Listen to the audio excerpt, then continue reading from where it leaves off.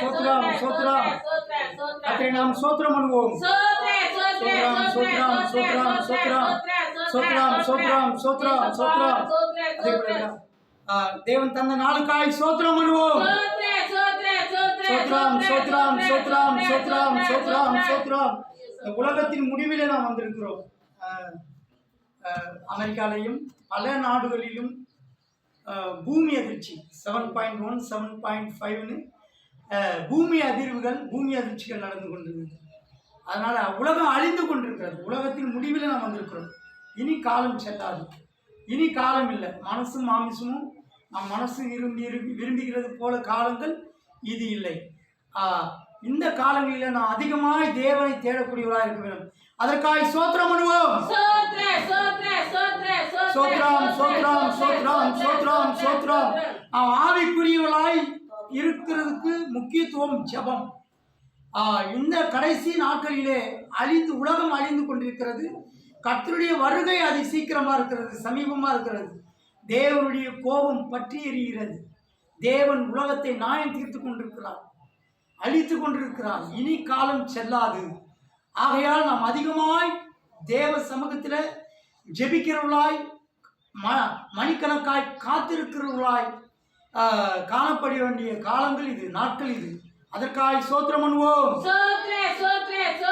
சோத்ரம் சோத்ரம் சோத்ரம் சோத்ரம் சோத்ரம் சோத்ரம் சோத்ரம் சோத்ரம் சோத்ரம் சோத்ரம் சோத்ரம். கர்த்தருடைய சமூகத்தில் நம்மளை கொண்டு வந்தபடினால் சோத்திரம் பண்ணுவோம். சோத்ரம் சோத்ரம் சோத்ரம். தேவனுடைய கிருபையின் மேல் நின்று கொண்டு கர்த்தருடைய வார்த்தையை சொல்லும்படியாக தேவன் தந்த அருமையான தருணத்துக்காக கர்த்தருக்கு சோத்திரம். தேவனுக்கு மகிமை உண்டாவதாக. இந்த நாட்கள் அதிகமாக ஜெபிக்கக்கூடிய நாட்கள். ஜெபம் என்பது ஒரு முக்கியமானது. ஜெபம் என்பது ஜெயமானது. ஜெபம் என்பது நம்முடைய வாழ்க்கையில் குடும்பத்தில் அஸ்திபாரமானது. ரொம்ப முக்கியத்துவம். ஜெபமே ஜெயம் என்று சொல்லப்படுகிறது. ஜெபத்தின் திறவுகோல், ஜெபத்தின் ஜெயத்தின் திறவுகோலாக இருக்கிறது. ஜெபமே ஜெயத்தின் திறவுகோலாக இருக்கிறது. அல்லேலூயா. வாசிப்போம். எபேசியர் நிருபம் 6ஆம் அதிகாரம் 18ஆம் வசனத்தில். எபேசியர் 6:18. எபேசியர் 6ஆம் அதிகாரம் 18ஆம் வசனத்தில்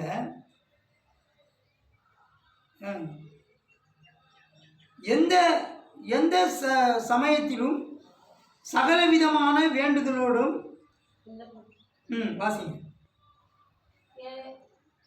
எந்த சமயத்திலும் சகலவிதமான வேண்டுதலோட விண்ணப்பத்தோடவும் ஆவினாலே ஜெபம் பண்ணி அதே விண்ணப்பத்தோடும் ஆவியினாலே ஜெபம் பண்ணி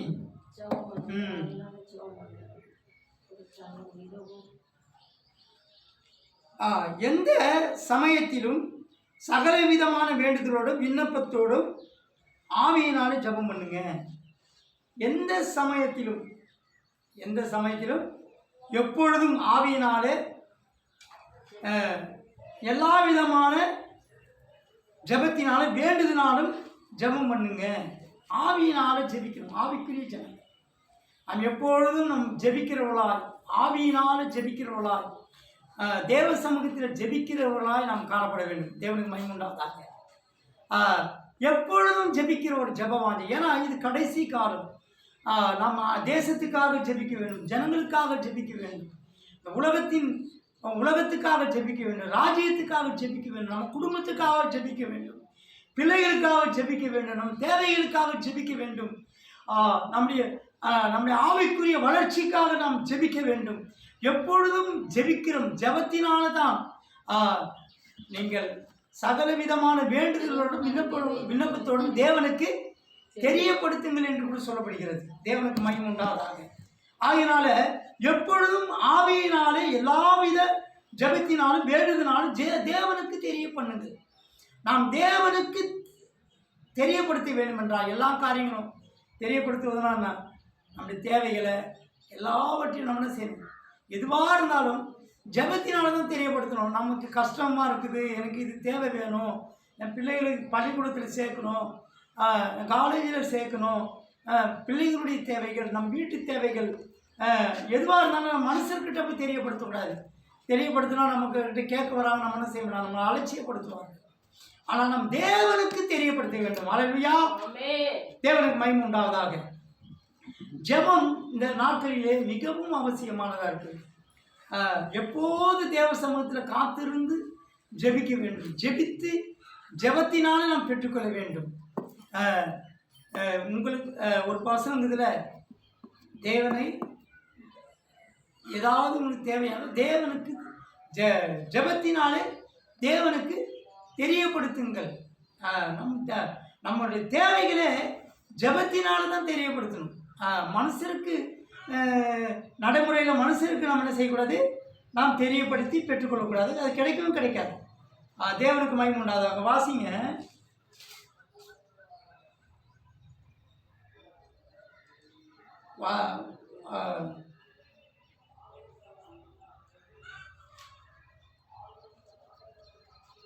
ஜெபம் நமக்கு ஜெபம் என்ன செய்கிறதா, நம்மை தேவனுக்கு அருகில் கொண்டு வருகிறதாம்.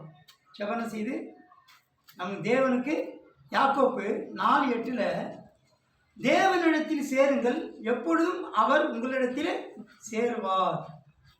ஜெபம் செய்தான் தேவனிடத்தில் சேர்க்கிறார். தேவனிடத்தில் சேருங்கள், அப்பொழுது அவர் உங்களிடத்தில் சேருவார். நாம் தேவனிடத்தில் சேருவேன். நம்ம மனுஷர்கிட்ட போய் சேரக்கூடாது. நண்பர்கள்கிட்ட போய் சேருவாங்க. சேர்வது நான் சில சேருவாங்க. எங்களை இந்த லோனில் இந்த குழுவில் எங்களை சேர்த்துக்கிட்டாங்க. புரியுதா? சேருதுன்னா சொல்கிறேன். என்ன செய்வாங்க, இந்த குழுவில் எங்களை சேர்த்துங்களேன். இந்த சிலருக்கு சேருவாங்க, கட்சி கூட்டத்துக்கு வாங்க, எல்லாருக்கும் 300 ரூபா தர அப்படின்னு எல்லாரும் போய் அதில் சேருவோம். கொடியை பிடிச்சிட்டு போட்டு எதுலையெல்லாம் சேர்றான் பாரு. சிலர் கொள்ளடிக்கிறதுலையும் கொலை செய்யறதுலையும் களவாண்டுறதையும் சேருவாங்க. போய் சேருவோம், கூட்டம் சேரும்.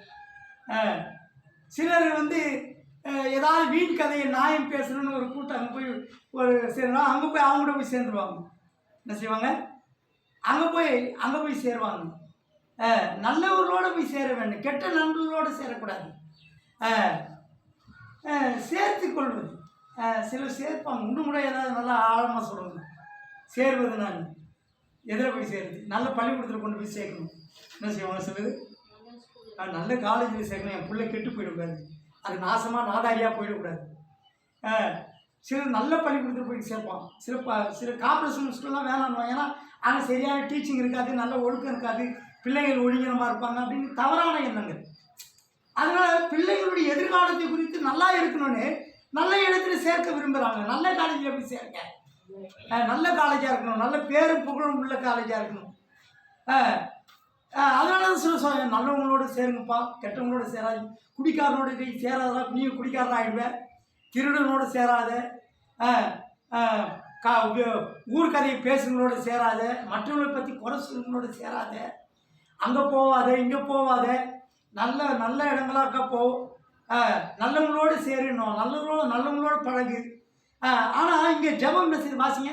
யாக்கோப்பு தேவனிடத்திலே சேருங்கள். யாக்கோப்பு 4:8 தேவனிடத்திலே சேருங்கள். அல்லேலூயா, அவர் உங்களிடத்திலே சேர்ப்பார். தேவனிடத்திலே சேருங்கள், அப்பொழுது அவர் உங்களிடத்திலே சேர்வார். தேவனிடத்திலே சேருங்கள். கண்ட இடத்துல உலகத்தில் போய் சேராதீங்க. கெட்ட நண்பர்களோடு சேராதீங்க. நம்முடைய பிள்ளைகளுடைய எதிர்காலம் நல்லா இருக்கணும்னாக்கா நல்லவங்களோடு சேரணும், நல்லவங்களோடு பழகணும். உதாரணமாக சொல்லணும்னா, பன்னியை குளிப்பாட்டி எவ்வளோ தான் நடு வீட்டில் கொண்டு வந்து வச்சா என்ன செய்வோம், அது சேத்துல தான் போய் என்ன செய்யுமா, சேத்துல தான் போய் அப்படியே போயிடும், சேத்துக்கே போய் போடுறோம். நாயுடைய குணம் தன் கக்கினதையே தின்னும். ஏன்னா நல்லவங்களோடு நான் சேரணும். நாயை போல உள்ளவர்கள் கக்கினதை தின்னுவது, வாந்தி எடுக்க, அது ரொம்ப அருவருப்பானது. நாய் கக்கினது தின்னுட்டு அதை பார்க்குற நல்லா இருக்குமா, அது ரொம்ப அருவருப்பாக இருக்கும், ரொம்ப ஒரு மாதிரியாக இருக்கும். அதுபோல் கக்கினதை அருவருப்பானவர்களோடு போய் நாம் சேரக்கூடாது. பன்றி பாவம் நிறைந்த உலகம், அசிங்கமானது. அது காவாலியும் சேத்திரியும் நல்ல இடத்துலையே இருக்காது. அது எவ்வளோ தான் குளிப்பாட்டி நல்ல இடத்துல வெட்டினா கொண்டு வந்து வச்சாலும் செய்யாது. அது சேத்துல தான் போய் அப்படி தலை விட்டுன்னு அப்படி ஏசியில் இருக்குது, அவ்வளோ இருக்கும் சொல். பன்னிங்களோட போய் என்ன செய்யக்கூடாது, நம்ம ஒரு கண்ணுக்குட்டியாய் நல்ல புறாவாய் என்ன செய்யணும், நல்ல புறாவாய் கண்ணுக்குட்டியாய் நல்ல புறாவை போல கபடற்றவளாய் இருங்கிறது வேதம் சொல்கிறது. புறாவை போல கபடற்றவளோடு நம்ம சேர வேண்டும். அல்லேலூயா. கபடு, வாது, சூது, வஞ்சகம் இல்லாதவர்களோடு பாருங்கள் எவ்வளோ விஷமாக இருக்குது. விஷம் அருவருப்பானவர்கள், விஷம் நிறைந்தவர்கள் பாருங்க, விஷமாக நிறைஞ்சிருக்கு. அப்படியே பேச்சு நமக்கு இவ்வளோ விரோதமாக எழும்பிக்கிறவர்கள், அப்படிப்பட்டவர்களோடு நம்ம சேரக்கூடாது. புறாக்களை போல பண்டிகளோடு பண்டி கூட்டத்தோடு போய் சேரக்கூடாது. நாய்களை போல குணமுடையவர்களோடு சேரக்கூடாது.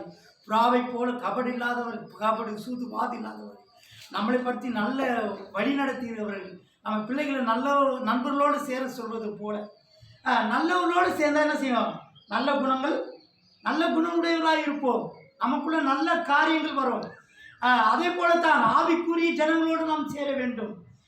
சபையில் ஆவிக்குரியர்களோட ஜெபிக்கிறவர்களோட நல்ல சாட்சி உள்ளவர்களோடு நாம் சேர வேண்டும்.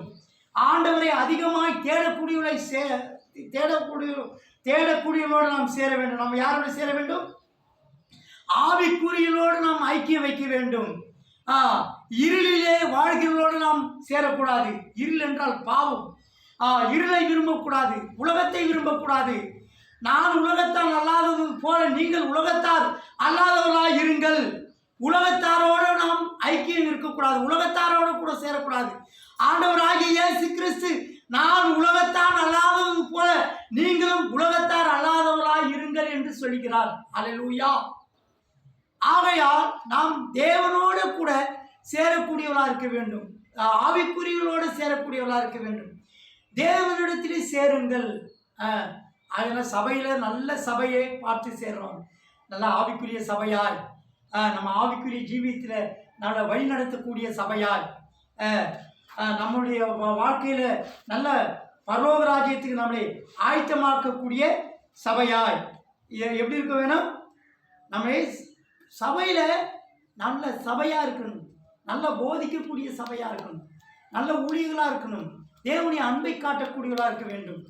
அப்படிப்பட்டவர்களை தேடி வரக்கூடிய அளவுக்கு நம்முடைய சபை காணப்படும். தேவனிடத்தில் சேருங்கன்னா தேவன் எப்படி இருக்கிறார், பரலோகத்திலையா இல்லை டைரெக்டாக போய் தேவனிடத்து, தேவன் வாசம் பண்ணுகிற இடம், நீங்கள் தேவனுடைய ஆலயமாக இருக்கு, தேவன் உனக்குள்ளே வாசம் பண்ணுகிறார், நீ தேவனுடைய வீடாக இருக்கிறார், தேவன் வாசம் பண்ணுகிற இடமா இருக்கிறார்.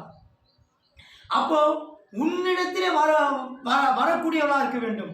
நீ தேவனிடத்தில் சேரணும்னா உன்னிடத்தில் வந்து சேரக்கூடிய அளவுக்கு தேவனுடைய சாயல் உனக்குள்ள இருந்து வெளிப்படணும், தேவனுடைய சுபாவங்கள் வெளிப்பட வேண்டும், தேவனுடைய அன்பு வெளிப்பட வேண்டும்.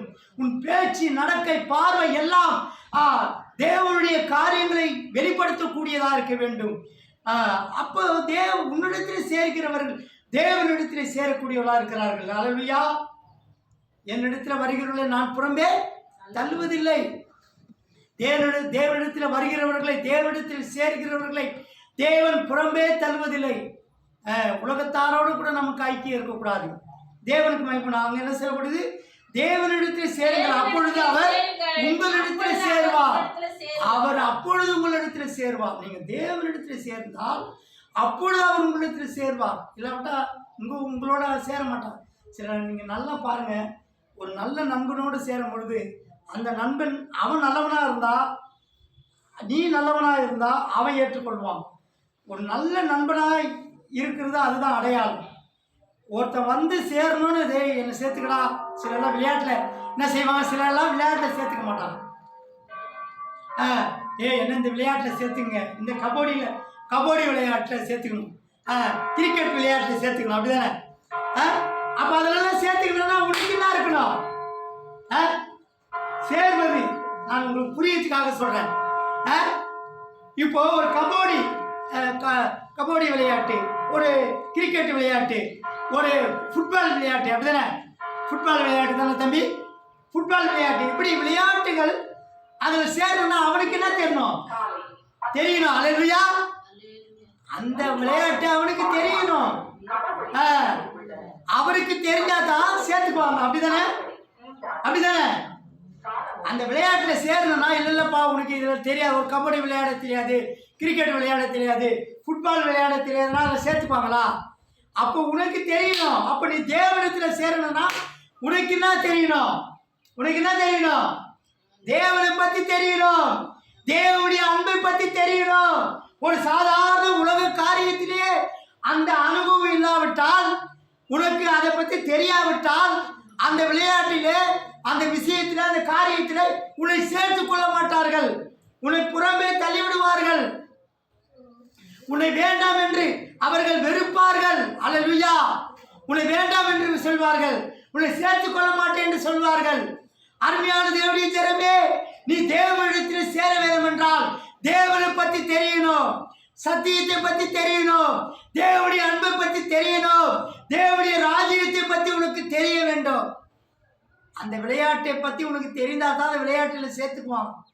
அந்த நண்பன் உன்னை சேர்த்துக்கொள்ள வேணும், உன்னை நண்பனாக ஏற்றுக்கொள்ள வேண்டும் என்றால் நீ அவனுக்கு நல்ல நண்பனாக இருக்க வேண்டும், அவனுக்கு உனக்கு பிடிக்க வேண்டும், உன்னை அவனுக்கு பிடிக்க வேண்டும், அவனை உனக்கு பிடிக்க வேண்டும். இல்லாவிட்டால் அவனை ஏற்றுக்கொள்ள மாட்டான், சேர்த்துக்கொள்ள மாட்டான்.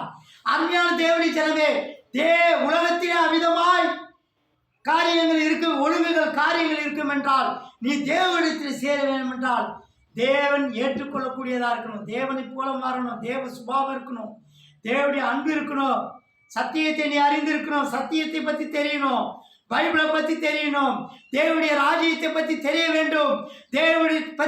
தேவனிடத்தில் சேர வேண்டும் என்றால் நீ சபைக்கு வர வேண்டும், ஆராதிக்க வேண்டும். சபை கூடு வருவதை சிலர் விட்டு விடுகிறது போல நீ விட்டுவிடக் கூடாது. தேவனிடத்தில் சேருங்கள்.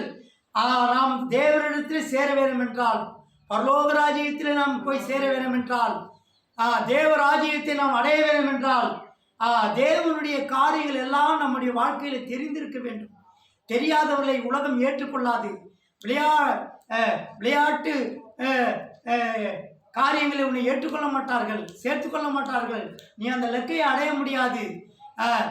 சில விளையாட்டு இதில் ஃபஸ்ட்டு இடத்தை அடைவோம். குத்து சண்டையில் பழக்கம் இல்லாவிட்டால், அதை பற்றி தெரியாவிட்டால் குத்து சண்டையில் ஜெயிக்க முடியுமா? எதுலேயும் ஜெயிக்க முடியாது. நீ ஜெயிக்க வேண்டும் என்றால் தேவனை பற்றி தெரிய வேண்டும், அவருடைய சத்தியத்தை நீ தெரிய வேண்டும், அவருடைய அன்பை பற்றி தெரியணும், பரிசுத்தத்தை பற்றி நீ தெரிய வேண்டும். அப்படி என்றால் முதலாவது சபையில் நாம் ஆவிக்குரிய சபையில் சேர வேண்டும். ஆவிக்குரிய சபை என்பது என்ன? உன்னை சரியான பரலோக ராஜ்யத்துக்கு தெளிவாய்